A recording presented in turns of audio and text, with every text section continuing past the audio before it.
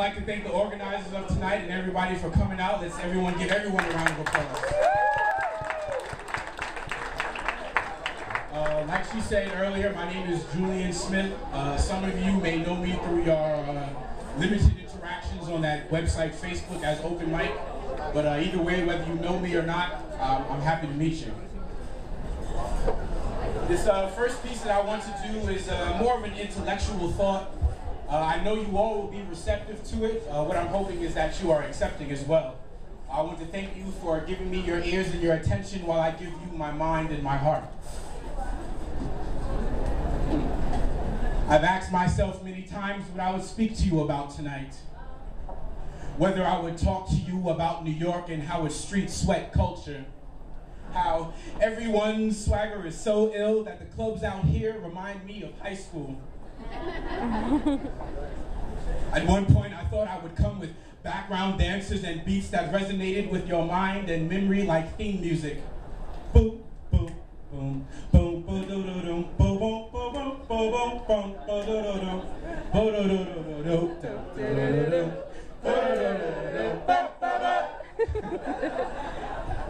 I'm being silly, but seriously, I'm happy that some of you are listening. And because of that very fact, tonight I have decided to speak to both of you. Tonight I would like to talk to you about something that is very near and dear to my heart. Something that I know exists in every single one of your lives, even at this very moment. The Kybalion, a Hermetic book of philosophy, says that this thing is the only true constant. Tonight, ladies and gentlemen, I would like to briefly talk to you about change.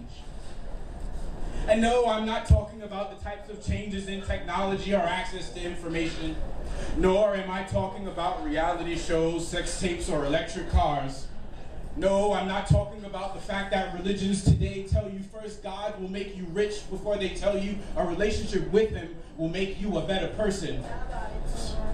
No, I'm not even talking about the type of change that had the United States give illegitimate birth to a Muslim president. No, what I would like to talk to you tonight is about the change in society that is shifting the way that we are governing our lives. Our priorities have been broken down to some of their most base animalistic needs, seeking first to satisfy our ego and then to satisfy our flesh.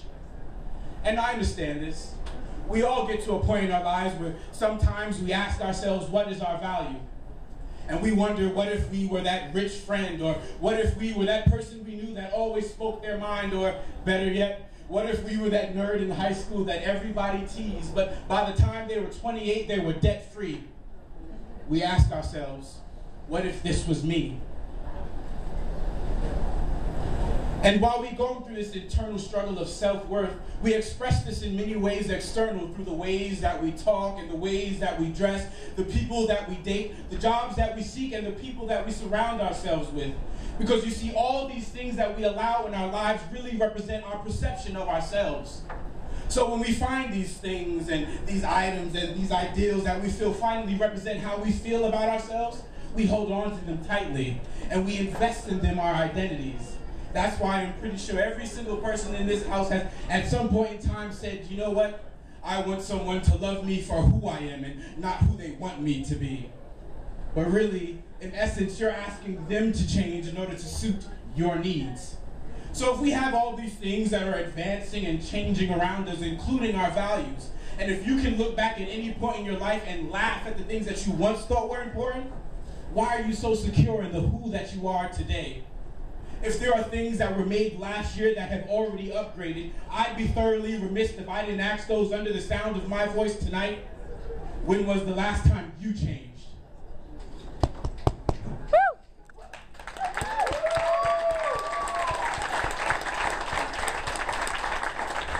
Thank you.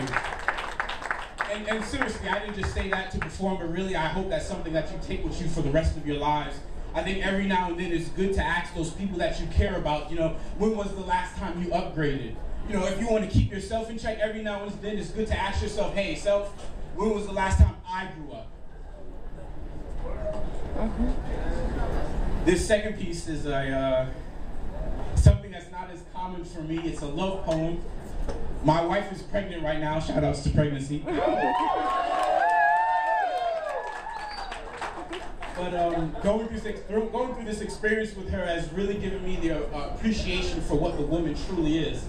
And as much as this is a love poem for you ladies out there, fellas, if you are here with your significant other, every now and then just hit her with a little elbow and say, hey baby, that's how I feel. But truly, really, this poem for me really defines what the woman is. This poem is called The Goddess.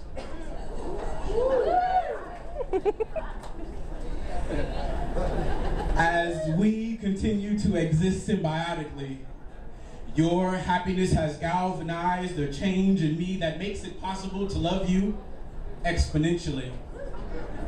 Yes, truly, the more I am with you, the more I fall for you.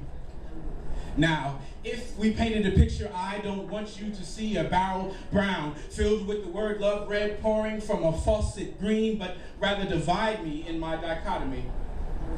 I want you to take my prideful me and my ashamed of me, my Superman me and my weak me, my leave me, be me, and my lonely me, and let's not forget my it's only me.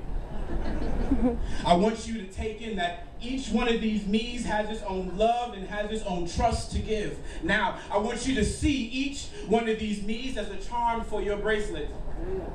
I have added a new charm to your arm such that your bracelet's nearly full. At the rate I'm adding charms to your wrist, they will soon number two. So much of me is you, your citizenship is dual. No, but seriously, I want you to see yourself as the rib in God's hand, the one that he pulled from my chest after our sincere debate over which side he should pull from. As usual, my egotistic mind asks for me to express for God to take a rib from my left, stating, in this world, I just need everything that's right. And he laughed at me. He said, son, understand her worth is so much more than what you have left. A little known fact, adding her to your life is what makes you right. And so now I have you, the only person with whom I am emotionally nude. Needless to say, he and I no longer fight. And I understand why you're not from the spine that holds my back. You see, you were never meant to be behind me. Because if I'm the type of man who'd sacrifice his rib for his wife, then it makes sense that my queen should be beside me. You see, the writers of the time would lead you to believe that you are the reason for original sin. But out of fear, they seek to make you forget your greatest power, the creator of men. You are the Sade to my sleep. Childhood memories of dry summer nights, no ordinary loves and sweet dreams. You are the ring that compels my vibration to harmonize. So I place rings on fingers like the worship of Saturn, symbolizing unions red and blue, ordained like divine right. The sound that we make feels 360 degrees and purple. You are dynamic syncopation, the 4/4 times in the Sweet 16, the song that the cage birds sang that made the owner set her free. You are a divine entity, the combined memory of my ancestors passed down through Akashic records genetically. And if you ever come across anyone that makes you question your worth, you should slap that motherfucker for making you question me. Because you are the goddess, and you are my queen. Thank you.